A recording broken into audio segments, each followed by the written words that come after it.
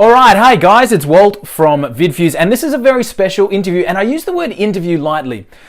We had the unbelievable pleasure of interviewing Evan Carmichael, who's a YouTube superstar. You can see his page up here behind me. We see here, it's probably too small for you to see, but 1.4 million subscribers. His highest video views is 5.2 million views on a single video. He followed that up with a 4.5 million views and 4.3 million views, and that is a single video. So we did the interview with Evan, and honestly, from my heart, it's one of the best interviews I've ever had the pleasure of doing. I was traveling at the time, and it wasn't until after the interview finished that we realized that the recording hadn't worked. And so Skype, which we were doing the recording on, the recording software with Skype had failed, and we did not have a record of the interview. So I immediately sat down and wrote the notes from the interview. In the whole lead up to the interview with Evan, I got a note from his VA saying, please make sure to record because Evan won't be recording. So we did heaps of tests, and it still failed. So there were some massive takeaways from the interview with Evan, and I just wanted to go through those because it's really worth getting the information, even though we don't have the actual interview. I've got the notes. So as we said, we started with Evan talking about his channel, 1.4 million subscribers. That's an amazing number in itself. 5.2 million views on his highest video. And then the oldest video. So I asked Evan, when did he start? It was 9 years ago was his oldest video. Now, Evan's niche is in the personal development or professional development space, and he has a very unique style. What he's doing is doing either tribute videos or interviews with some of the best performance people in the world. So he's done interviews with people like Elon Musk, he's worked with Arnold Schwarzenegger, he's worked with all of the big names that you can possibly think of, Steve Jobs, Warren Buffett. All of these guys are part of Evan's channel. And one of the things that you can see on Evan's channel, and I really suggest you come and check it out, there's a lot of branding, and we talked about that in the interview, and new videos daily.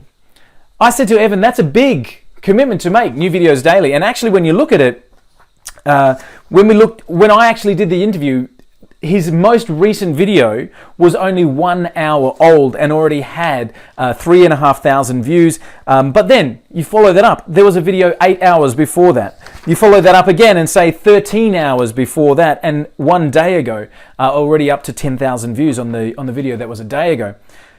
Amazing quantity of content that's coming through. So let's start with some of the takeaways, talking about that consistency of content.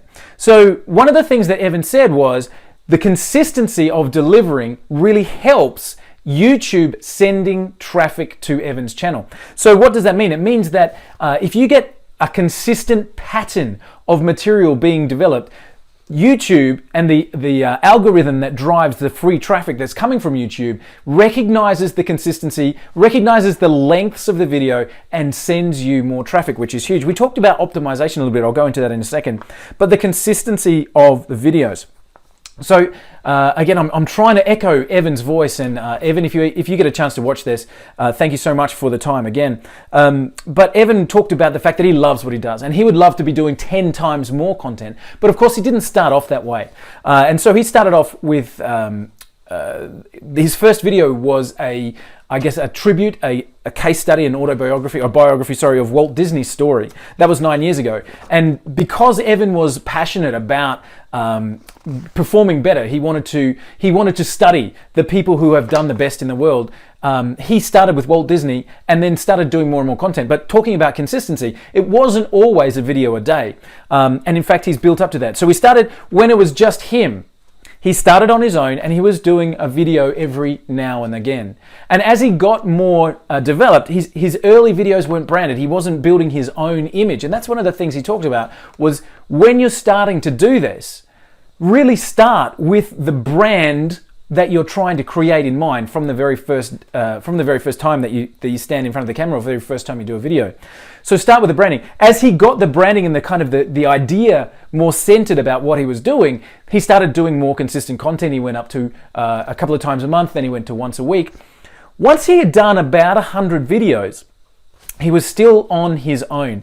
And it was about that time that he brought in an editor So somebody that was a freelancer, someone to do the editing for him, and that allowed him to literally triple his content overnight. And again, now he's doing a video a day, and across multiple different delivery methods. So if you look at Evan's channel, he has different series. So he's got the 10 rules series, like the 10 rules from Steve Jobs' success, the 10 rules from Warren Buffett, but then he also has 7 reasons why, and he also has the interviews themselves. So different series of videos, and he releases the content in those different series so he can be working on them. I asked him, does he do all of the video work himself? And he said nowadays, with the people that he has and the income that he's been able to generate, he has some of his team doing the more research videos. So the ones where you're getting snippets of other people talking and bringing them together. His team can do that. He's still doing the one-on-one interviews. He said to me, you don't need any expensive equipment to do these interviews. He was still doing the interview with me on a Logitech webcam, and the sound quality, video quality was awesome. These days, of course, you can just use your mobile phone like this. I'm filming this on an iPhone on the front-facing camera, so I can see the screen as well. So that's not even the highest pixel camera, but you don't need expensive equipment. Rightio. So Evan interviewing these amazing people and doing these tribute videos to some of the best performances in the world. He said he'd love to be putting up 10 times more content. And then he said, when he talked about Google sending more traffic based on the consistency, I asked him about the way or the time that he spends in optimizing his videos to get the maximum amount of traffic and the maximum amount of views. And he said, importantly, great content is first. Great content is first. You simply can game all of the descriptions and tags and all of that kind of stuff. You can SEO optimize your videos, but if the content's terrible, you're not going to have growth, and growth comes only from great content. The next thing he said was optimizing the thumbnails is important. And if we look at the thumbnails of the video, if you've got 20 videos on a page, the one that has the professional looking thumbnail is the one that pops off the page and more often than not will get clicks. As you're looking at a YouTube channel, you've got all of this video content, and a lot of the time, initially, your content will show up in the suggested videos on the right-hand column. And if your thumbnail pops, you'll get the click, you'll get the view, and you can build that into subscribers. So optimizing the thumbnails, the thumbnail images, was the thing that Evan talked about. And again, I suggest you go to his channel and just look at the standard of the thumbnails. He's got a very specific look about the thumbnails, and that helps his videos to be recognized and helps them get more native traffic. So after the thumbnails, optimizing the titles and the descriptions and the length of the video, making sure that you're consistent in that length. Evan's videos range between about 10 minutes up to about 25, with an average in the teens. Now, again, different people have got different styles of video, but that's just what Evan's consistently known for. So anywhere from 10 minutes on a short video up to 30 minutes, but around the 15 to 17 minute mark for most of the videos. Now, this is a really interesting point. During the optimization, and this is probably one of the biggest 2 takeaways from this interview. So grab your pen and listen up. This was biggest takeaway number 1. Talking about optimizing and getting the traffic from YouTube, Evan gave away an absolute gem, and it was this. You can use Google's own tool to find out what content and what you need to be talking about that's going to generate the most traffic. Let me see if I can explain. So Evan talks about using the Google AdWords tool, and that's free. You can go to, just type in Google AdWords tool, but you can go to adwords.google.com. And let's say, for example, that your niche is in skateboarding, or it's in fishing, or it's in cooking or baking, or whatever it might be. If you wanted to talk about a particular topic, so let's say we're talking about, baking, for example, and you are going to make a sponge cake. If you go to the Google AdWords tool and you type in make a sponge cake, you're going to get the Google suggestion that shows you the highest traffic searches for that particular term. Now, take the top 2 or 3 and make your video content revolve around that area. So you wanted to talk about that topic, and we've chosen make a sponge cake, but whatever it is for you that you're talking about, go to the Google AdWords tool, type that in, and get the suggestions of what Google's already seeing as the highest search requests. Why? Because then you can structure the content around that. Now, I'm not talking about making it fake. In other words, dropping the keyword 100 times in the first 2 sentences and, every second word in the description is that keyword. No, that's fake. I'm talking about structuring the topic you were already going to talk about to align with what Google is already showing you is getting the most searches and the most traffic.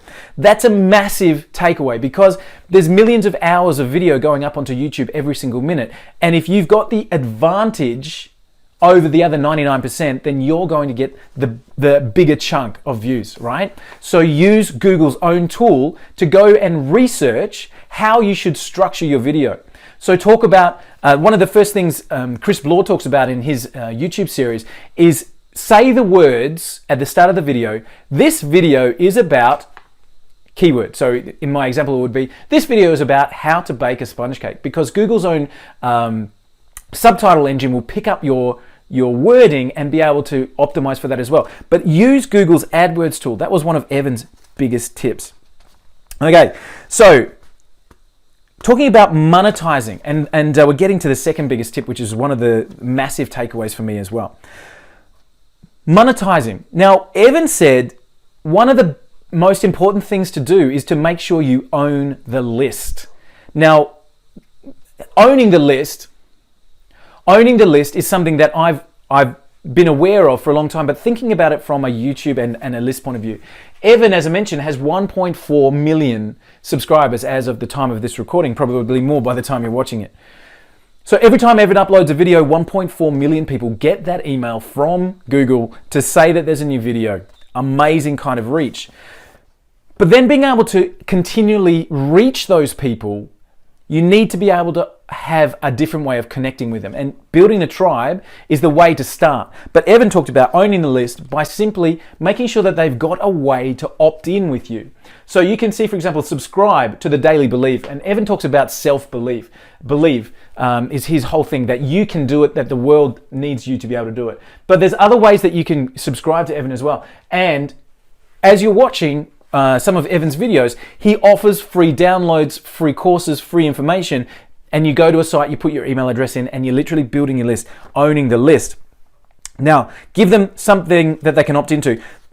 He made a comment there was, be the best in the niche at what you do. Okay, so for example, if you're making coffee, riding a skateboard, watching bugs fight, as we talk about on the sales page with VidViews, whatever it is that you do, be the best at it. Now, you might not ever be the next Evan Carmichael, but you can be the best you that you can be. And so make sure that when you're delivering that content, again, you're doing the best that you can. Okay, this is the second biggest takeaway for me.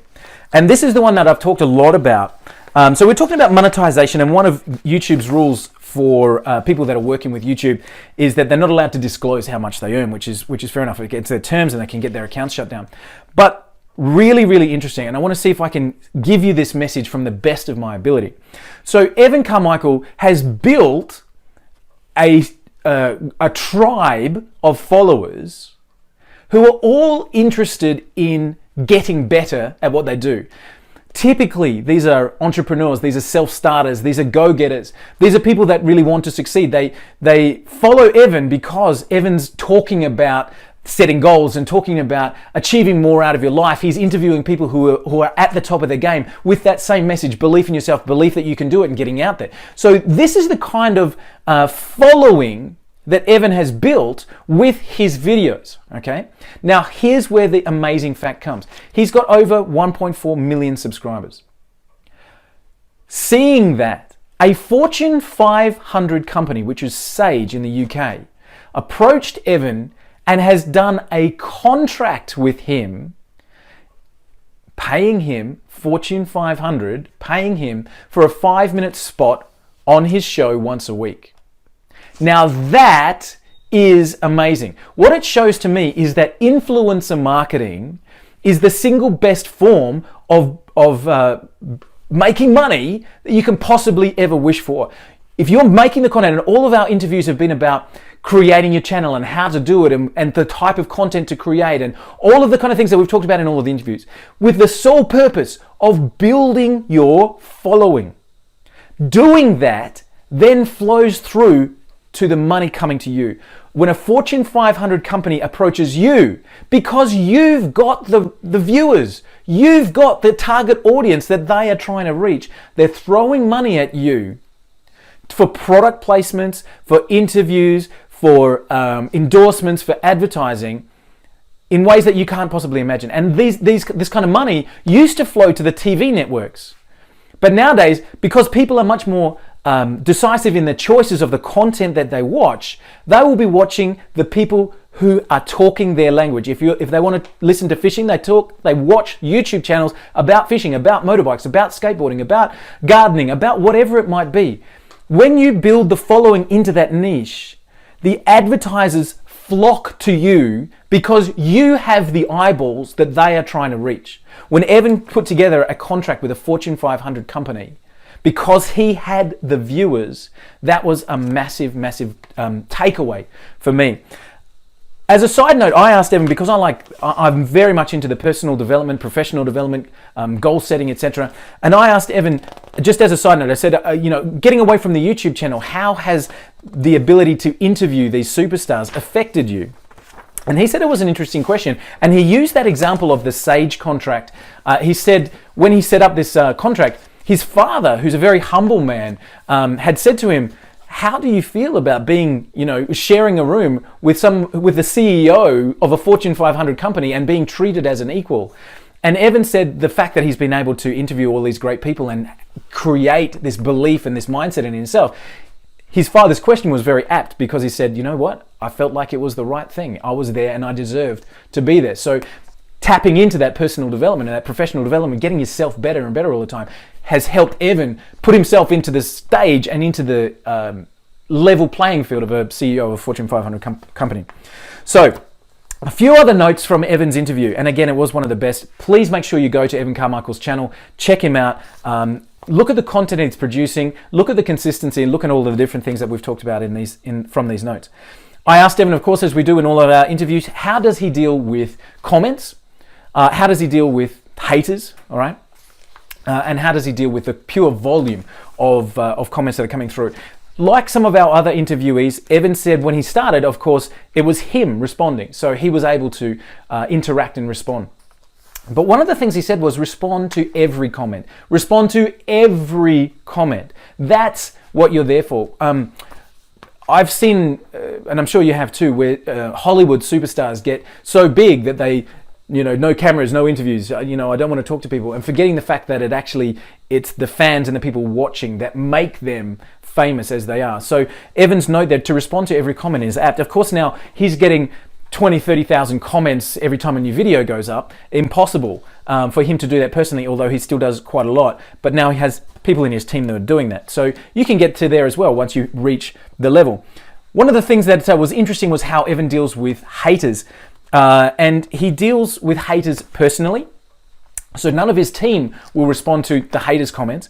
And he deals with them with empathy. So he said, actually responding to that person, because what he talks about on his channel is about being a better person, he actually uses that as a proving ground so his viewers see him responding to those haters. I'll just turn that channel back on as well. So his channel, his viewers see him responding in kind, so that they know he walks the talk. But he responds to the haters with empathy and understanding and looking to be a better person. He said you can't always turn them around, but it's not for that. It's for from his position to be able to be seen to be helping other people. He said the only exception to that is racism, bigotry, hatred. Not necessarily towards him, because he deals with that personally, but towards a guest. If he's interviewing a guest and somebody's commentary is directed or targeted towards that guest in a hatred way, he deletes that straight away, bans the person because the guest didn't sign up for that. They were his words. So he deals with all the comments personally, which was interesting. And then two more tips that we had from Evan, and I said to him, what were the tips that he had for anybody looking to create their own content and create their own YouTube following? This was interesting. He said, you're going to suck the first 100 times you do it. You're going to be terrible the first 100 times you do it. So knowing that, get those 100 out of the way. You have to get it out of the way. I've talked about in interviews before that it doesn't need to be you on camera, and a lot of people are camera shy. I understand that completely, but a lot of the channels that we see don't ever feature a person. If you look at the making slime, you know, with a camera over the top of the slime as it's being mixed, or cooking, they're literally stirring, or sketch artists, or interviews where you never see the face of the person, you see the face of the interviewee, or like Evan does with some of his tribute videos. He talks about using other people's credibility. If you're not the best fisherman, motorbike rider, baker, flower grower, whatever niche that you're in, if you're not the best in that niche, what you can do is interview the best in that niche. And that alone gives the credibility of the best to your own videos. That was an amazing point as well. So you're going to suck the first 100 times, so get them out of the way. Robert Kiyosaki said in Rich Dad Poor Dad, you're going to go broke in your first 3 businesses. So you may as well get those first 2 out of the way, or get those first 3 out of the way, so that your 4th one is on the way. You just have to do it. There's no shortcut. So you're going to suck, get it done, and understand that it's an investment in time. So using other people's credibility, again, be the best in the niche. It doesn't have to be you. It can be the fact that you can tap into the people that are the best in their niche. And the last comment from Evan was that you deserve to be here. And again, that comes straight from his message of belief. Belief in yourself, you can do it. If he can do it, you can do it. Anyone can do it that can stand up. So again, my apologies that we had a tech failure, but the notes from Evan are absolute gold. I hope you got those big takeaways there with the Google AdWords and the Fortune 500 building the tribe that advertising money will chase you. And do me a favor, head over to Evan's channel and thank him for being part of the VidFuse team and VidFuse interview series. And hopefully that's been a helpful grouping for you. So Evan Carmichael, superstar, YouTube subscriber. Thanks from VidFuse, and I hope you've got a fair bit out of the notes. Cheers.